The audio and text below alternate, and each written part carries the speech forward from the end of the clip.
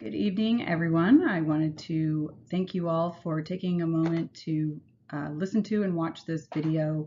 This is just some housekeeping announcements for the Florida Pharmacists Health Fair and Legislative Days events that are going to begin tomorrow, Monday, March 11th, with our pizza and policy extending through lobbying both Tuesday and Wednesday, and our Health Fair Tuesday, along with our social event.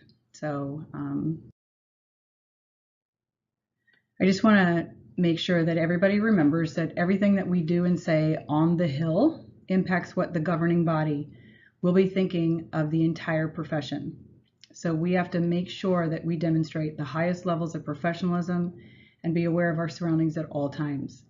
The walls have ears up in Tallahassee, so if you think that no one is listening to comments after a visit or to conversations that you might be having, it's important for you to remember that they do.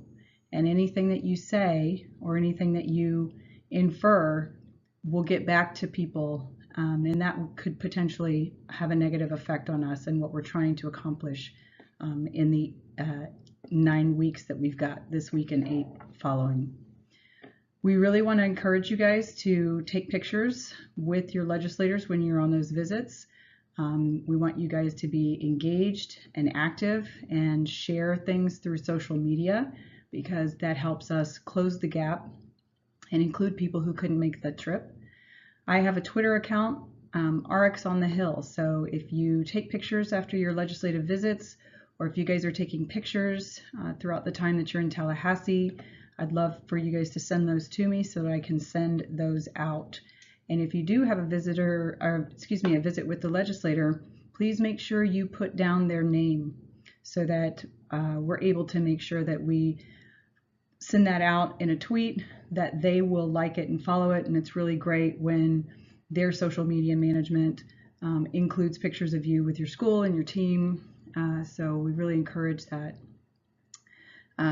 We want to make sure that everybody understands that we provide more than pills, and that's just really something that we're fighting for. We want to make sure that the power of your voice and what you do and what you have the capacity to do while we're here really gets maximized. So we're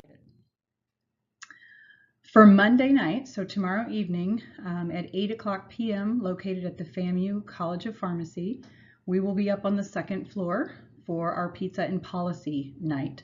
So for those that have been there before, you know we are very casual, jeans, yoga pants, t-shirts, whatever. We're not asking anyone to dress up because we know everybody is traveling from far distances.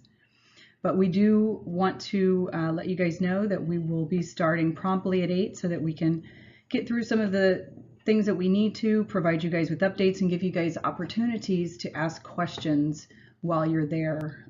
We want everyone to feel comfortable when they're on their visits and during the health fair. And for those of you that have been here before, you know what it's like, but there's a lot more people who haven't. And so that does feel kind of intimidating. And we want everyone to know that it's okay to feel intimidated. It's okay to feel unsure. It's okay to not really have the confidence that you may have in other areas and that you're used to having doing other things, because we've all been there. And I think that it's a very genuine presence if you're nervous in front of your legislator. And what's great is we have over 40 new legislators this year, so they're new at their job too. And so it's really a great opportunity for us to have a fresh new set of ears that we can give information to, and that we can educate and we can stay connected with. So we're going to be introducing our advocacy leadership and lobbyists, as well as other members of both FPA and FSHP. We'll do a school sound off so that you guys can kind of meet and greet each other, look and see who some of the faculty are, some of the pharmacists that have traveled up. Not everyone can make it to Pizza and Policy Night, so it's not an all-inclusive group, but we do want to try to close down some of those gaps and distances in space, because we want everyone to connect and really kind of come together. And this is sort of our pep rally before the big event. And we'll have a few people speaking very briefly. We will have an opportunity to introduce you all to Dr. Tenem Novoa, who is coordinating over the health fair events this year. And we really appreciate Publix for supporting her in her ability to come and do that for us. So you guys will get to see who she is. We'll make sure everyone's got her contact information. Again, we want you guys to network with the pharmacists that are there and the other students before we get to the health fair and lobbying activities. And so this is kind of a easy way to do that in a casual way. We will review and discuss any updates or changes because we've already had some experience with that, with the collaborative practice agreements, and FSHP is disseminating that information. We will review the process for legislative visits so that everybody's kind of fresh and aware of that. And we'll also kind of discuss what the process will be for anyone who would like to claim CE for the Wednesday morning legislative update that's going to be provided by Humberto Martinez, so our own very own Bert Martinez, and the acknowledging the opportunity to receive that continuing education for free. And so we really are appreciative of that for IPA processing that continuing education for us. So we'll review that. We'll have stations set up and ready to go.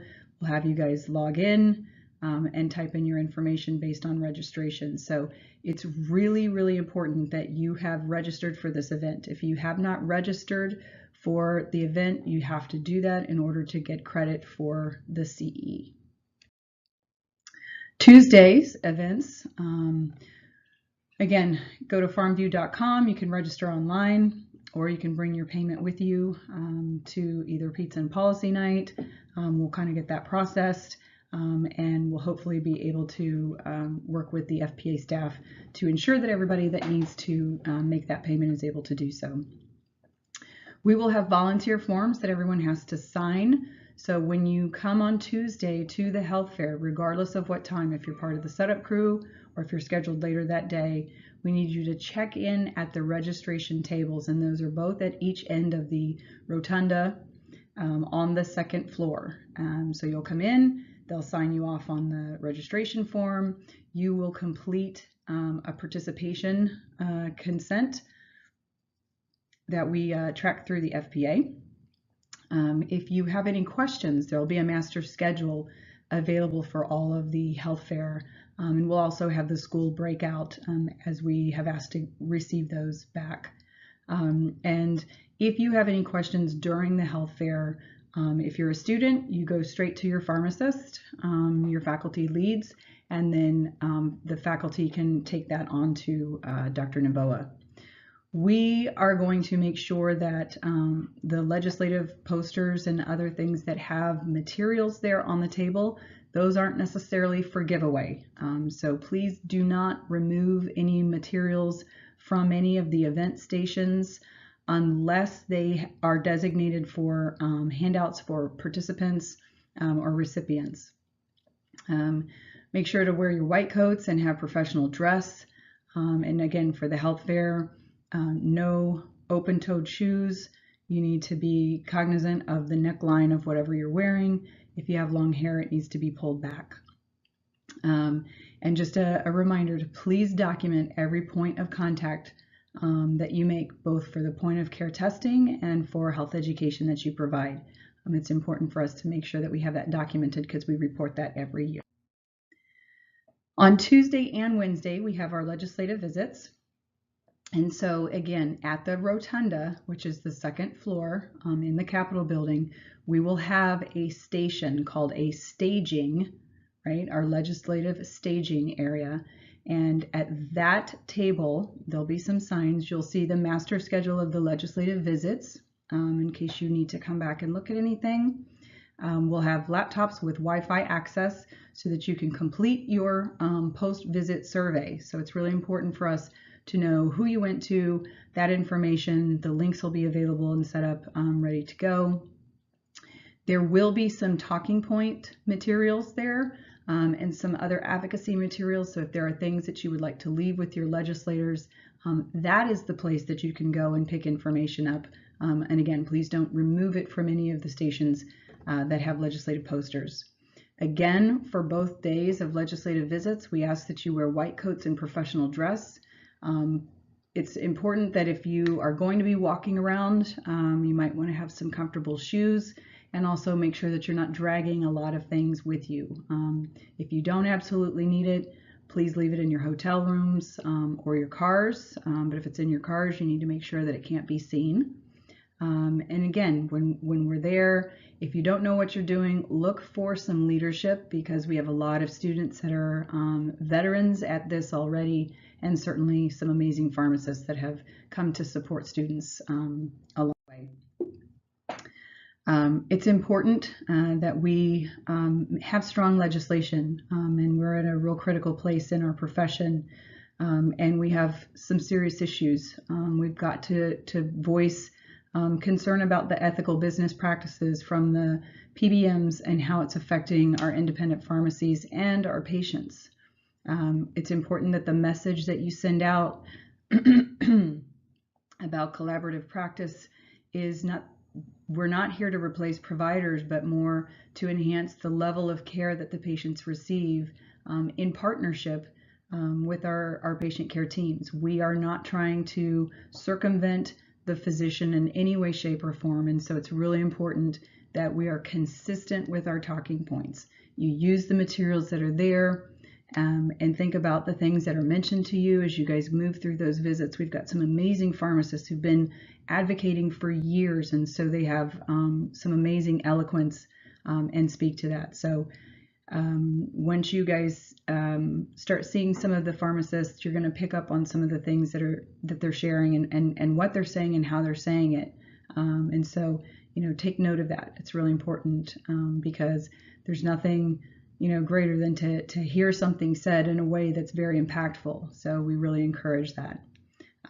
We have the capacity and the training and the education to provide clinical care. When the laws were written for our Practice Act, this was way before the changes and enhancements have happened in the curriculum, and we have a lot of opportunities getting board certified, additional credentialing. So we are clinical experts. We do have those skill sets, and so it's really important for us to be able to market that and speak to that and speak life into that, because that's really what we want.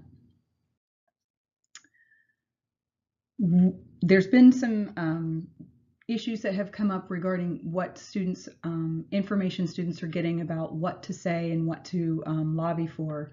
And so both the leadership from FSHP and FPA really want everyone to kind of hear a message of focusing on what the FPA, FSHP legislative priorities are. If you go to pharmview.com, you'll see the talking points, and we have those there because those are the ones that are most relevant to the pharmacy profession, and those are the ones that are identified through both advocacy teams as the legislative priorities for the organizations for the year. And we want you to use the materials when you're speaking, because we need one consistent message on the Hill. Because if we have people talking different messages and they're messages of conflict, then it doesn't look like we as a profession know what we want and what we want to achieve. The collaborative practice talking points were updated today. So again, please refer to those. We'll make sure those are up on the pharmview.com website and with FSHP. And again, other bills that are there, taking a look at what those are and reading some of the summaries will give you kind of a snapshot, but it's important that anything that you speak about, you understand. And that's where the Pizza and Policy Night's a great place to ask questions, right? The more questions you ask, the better information we've got. And, there's other people thinking the same thing. So be the brave one to ask those questions. Never hesitate in saying that you don't know, and that you'll follow up with the lobbyist and let them know. And then they can get back with the legislators. And it's really important that we close that gap. We do a full 360 every single time. If somebody wants information, we have to know so that we can get it back to them. right? Because remember, everything we do, what we fail to do, sends a message about us and our profession, and we want that to be the absolute best. When you're on your visits, we really want you to focus on one issue. And again, I've reviewed this with Dr. Sandy Estrada, Dr. Kathy Baldwin, and we are both on the same sides when we are trying to push to the membership that during your visit, focus on one issue, one talking point, bring up 3 things about it that are impactful or priority or as an example that you can talk about, and then ask them those questions. We don't want to overwhelm the legislators and just dump all this information on them. We want them to hear very specific messages because that's what's going to be lasting and that's what's going to be impactful. Ask them about the concerns they have if they have them. Some legislators are already going to be in support of it, and so you don't need to spend time talking about that, but rather thank them for that and ask them what are the pieces of the legislation that they think might be the most challenging, and how prepared do they feel in being able to defend what it is that we're asking for through that legislation. And again, anything that they ask for, we need to make sure we follow up and know that. There are national issues for pharmacy. And we absolutely support those, and we encourage you guys to be aware of those and invested in those. But right now, in this legislative session, we're focused on our state legislative priorities from FPA and FSHP. So if you review the talking points and you review the bills that we're focused on, if you don't see something there that you're passionate about, that's okay. But I want you to consider this. When you go to a restaurant, the intention is you go there to eat their food. If you brought your own meal with you and you went to a restaurant, you sat down and everybody else ordered at the table, but then you started taking out your food to sit there and eat, there's something wrong with that. And so we really want you to think about that when you're up at legislative days. While we're there, we have a purpose. And if you have a different opinion, if you have other things that you'd like to speak about, we want you to do that, but we want you to do that at another time, because this is the event, this is what we are recruiting for, and this is the messaging that we want everyone to use. So we're not telling you that you can't talk about other issues that are important to you or that you're passionate about, but the issues of focus need to be the ones that align with what this event is. And we've gone through a lot to plan this event, to orchestrate different things, and to ensure, again, that we have one consistent message. And so if you are so compelled that you think that you can't withhold and focus on our legislative issues, then we ask you to be a professional and not to have that conflict of interest there, and maybe just sit silent. Because it's not that we're trying to keep you from expressing what your concerns and your issues are, but it's important for you to know that this week, this purpose, this is for our legislative priorities. And we absolutely want to hear about the things that are happening, and we know there's a lot of concerns with what happens if some of these laws pass or these bills pass. And how that's going to affect us in practice. But we understand what those concerns are, and we're not going to sit silent on those. But we want to elevate this profession, and we need everybody's voice to do that. And then we need everybody's voice to come back to our houses of delegates and submit for resolutions and push us and hold us accountable as your leadership, both for FPA and FSHP, to make some legislation that puts the protections in place that need to be there. We have to have a unified voice, and I can't stress that enough. So we really thank you in advance for understanding what the focus and the purpose is over the next several days while you're here during the second week of the legislative session at the Florida Pharmacists Health Fair and Legislative Days, which is co-sponsored and hosted by FPA and FSHP. And so, kind of in closing, and with gratitude, I really want to express how much all of us in the leadership of both FPA and FSHP appreciate the sacrifice that you guys are all making to travel to Tallahassee and to serve as the voice of this profession. And I want to thank our members from both FPA and FSHP who have already been making visits for the past 6 weeks and who are coming back again this week to join us. I know that this takes time away from your families, it takes time away from your businesses, and it takes time away from school. And that's time that you're never going to get back. And I realize that that's a big ask from us in leadership. But I can promise you that what you do on that hill will affect how we practice in this profession. And we need truth to fall on ears. We need to make sure that they get the information that dispels any myths about what's going on and what we're trying to accomplish. And most importantly, that we have a unified voice. This legislative session doesn't end when we leave here on Wednesday. And so I really encourage you all to stay active. You can track the different bills, and that way you can see what's coming up, when it's going to be heard, and when you receive a call to action, whether it's from FPA or FSHP, we need you guys to take action in that moment, in that very same day, because there's a lot that's riding on this, and we can't fight this as separate groups. We have to fight this as one profession. Some of the lobbyists shared that by 4:30, 5 o'clock, things are changing, language is changing, amendments are being made, and so they will give us an update, and we will make sure to get that out to you. So please make sure that you're checking. We really encourage you to track the bills. It's the easiest way to get that to come through for you. And I want to send a very special thank you out to the Ad Hoc Health Fair Committee for supporting this event, for organizing it, and for being willing to serve, as points of stability through this whole thing. And also to our FPA Student Affairs Council, who have been working behind the scenes, the student advocacy outreach teams who have been organizing the students' visits to the legislators and really kind of helping to make sure that that information gets to everyone across all 7 schools. And again, for our advocacy teams with FPA and FSHP.